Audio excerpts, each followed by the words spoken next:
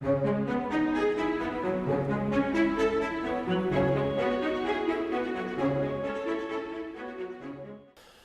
drodzy, witamy Was serdecznie w kolejnym odcinku. W dzisiejszym poopowiadamy trochę więcej o bluszczyku kurdybanku. Bluszczyk kurdybanek znany już jest od słowiańskich czasów. Wtedy był bardzo popularny w kuchni, ale niestety na przestrzeni wieków został wyparty przez pietruszkę, dokładnie natkę pietruszki. No i teraz głównie się jej używa, ale jako ciekawostka zaczyna to już wracać na stoły. Kucharze, przynajmniej tacy bardziej wykwintni, wykorzystują bluszczyka kurdybanka i jego właściwości również zdrowotne i smakowe, bo oczywiście jest bardzo smaczne, do przyzdabiania różnych potraw w bardziej prestiżowych, powiedzmy, restauracjach. Ale Wy możecie pójść sobie na łąkę lub ewentualnie w takie miejsce, w jakim dzisiaj się znaleźliśmy. Jedziemy sobie na rowerach z Michałem i co? I nagle puf! Wszystko zarośnięte bluszczykiem kurdybankiem. I zaraz właśnie Michał opowie Wam jeszcze więcej ciekawostek dotyczących tego właśnie konkretnego zioła. Serdecznie Was zapraszam.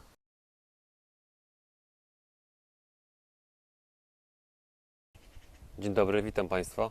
Jak już powiedział Rafał, jesteśmy na poletku z bluszczykiem kurdybankiem.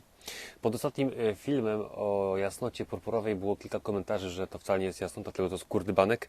Tego dzisiaj porównamy też szybko dwie rośliny, jak wyglądają. Tutaj trzymam zerwaną w innym miejscu jasnotę purpurową. I to co mówiłem, łysa łodyga, całkowicie. Porównamy to z kurdybankiem. Zerwę kurdybanka przy samej ziemi, żeby nie było, że kłamie. I kurdybanek, proszę zobaczyć, ma pełno liści na przemian ległych. Tak są, widać, tutaj jest jedna para liści, druga, trzecia, czwarta, liście sobie rosną, więc to odróżnić można jasnotę od kurdybanka. Oczywiście są to rośliny jasnotowate, czyli przez obydwie mają przekrój kwadratowy, mają pełno włosków na łodydze i na liściach, mają olejki eteryczne i to właśnie jest też jedna z cech, która rozróżnia te rośliny, ponieważ jasnota purpurowa, jak ją liście rozetrzemy, pachnie takim warzywnym aromatem, natomiast kurdybanek ewidentnie to ma inny zapach. To dla mnie pachnie skrzyżowaniem trochę szałwi z lekką nutą mięty. Więc jeżeli nie mamy pewności, rozcieramy liście i już wiemy, że kurdybanek to kurdybanek, a jasnota to jasnota. Tutaj niestety kurdybanek, jak widać, jest bardziej zielony, ponieważ tutaj jesteśmy pod drzewem, ale kurdybanek rośnie również na miejscach słonecznych, bardziej gdzieś przy drogach, łąkach, też w leśnych takich polanach. Ale tam, gdzie ma więcej słońca, jest bardziej fioletowe, ma liście i to też może być bardziej porównywalne do jasnoty, ale to jest kurdybanek, tylko że bardziej słonecznym miejscu i taki właśnie kurdybanek, który ma bardziej fioletowo-purpurowe liście, jest bardziej dla naszego zdrowia lepszy, ponieważ on zawiera więcej substancji bioaktywnych niż taki, który rośnie w cieniu. Kurdybanek kwitnie od kwietnia do czerwca, ale zbierać można ziele do końca w sumie jesieni, jednakże w tym okresie teraz, czyli połowa maja, jest on po prostu lepszy. Więc zrywamy kurdybanka bardziej fioletowymi liśćmi w słonecznym miejscu, ale jeżeli zrywam oczywiście, no źle zrobiłem, bo wyrwałem korzenie, ale staramy się wyrwać całe ziele i obchodzimy się delikatnie z liśćmi, ponieważ one, jak powiedziałem, zawierają olejki gruczoły z olejkami eterycznymi. Jeżeli będziemy je tarmosić, gnieść, to ten cały olejek nam pójdzie w kosmos i nie będziemy mieli tego, co jest najcenniejsze w kurdybanku. Jak już zerwiemy kurdybanka i chcemy go wysuszyć, to pamiętajmy o tym, że to są rośliny jasnotowate, czyli mają te gruczoły z olejkami eterycznymi, no to wchodzimy się z nimi delikatnie. Możemy suszyć gdzieś tam w jakimś pomieszczeniu, pokoju rozłożone cienką warstwą, żeby sobie spokojnie wyschnął. Natomiast jeżeli mamy jakieś suszarki, to tam pamiętajmy, żeby nie przekraczać 30 stopni, bo potem przy temperaturze wyższej niestety te wszystkie cenne właściwości pójdą z parą gdzieś tam indziej, a chyba tego nie chcemy. Jest taka ciekawostka, skąd w ogóle nazwa bluszczyk kurdybanek, skoro to nie ma nic wspólnego z bluszczykiem, a w ogóle kurdybanek, co to jest? Zacznijmy od tego, że bluszczyk, bo tutaj jak się przyjrzymy, to on tak się płoży, tak trochę jak rośnie jak bluszcz. Stąd też było kiedyś skojarzenie, że bluszczyk, kurdybanek to rośnie trochę jak bluszcz, bo się tak trochę płoży. To bardziej stojący jest, ale są stanowiska, gdzie on bardziej tak by leży, a jasnota bardziej pionowo rośnie. Stąd nazwa bluszczyk, natomiast kurdybanek To jest od słowa kurdybany. Kurdybany to były garbowane skóry w dawnych oczywiście wiekach, które były następnie bardzo bogato zdobione, tłoczone złocieniami, srebrzeniami i ta nazwa z kolei kurdybanek podchodzi od Kordoby, czyli taka trochę hiszpańsko-staropolska nazwa tej rośliny. A co takiego ma w sobie kurdybanek? Po pierwsze przede wszystkim sole mineralne, które dosyć dużo ich tam jest w środku, olejki eteryczne, kwasy organiczne, taniny, saponiny oraz witamina C.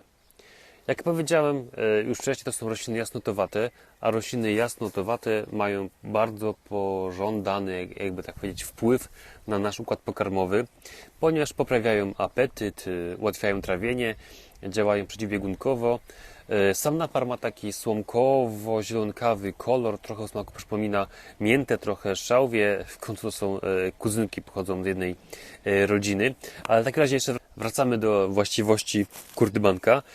Pomaga on w nieżycie przewodu pokarmowego, chorobach wątroby, pęcherzyka żółciowego, poprawia przemianę materii, jest też silnie moczopędny, wspomaga serce, łagodzi stres, trochę tak jak mniej więcej melisa, pomaga w astmie, a także ciekawostka pomaga w chorobach górnych dróg oddechowych, też w kaszlu, w zatokach, wzmacnia błony śluzowe, zwiększając tym samym odporność organizmu i przez to tak ogólnie kurdybanek ma zastosowanie jako taka osoba wzmacniająca, dlatego też polecana jest osobom, które wychodzą z jakiejś rekonwalescencji, z jakiejś choroby, żeby stosować kurdybanek, bo on pomoże im szybciej wrócić do zdrowia.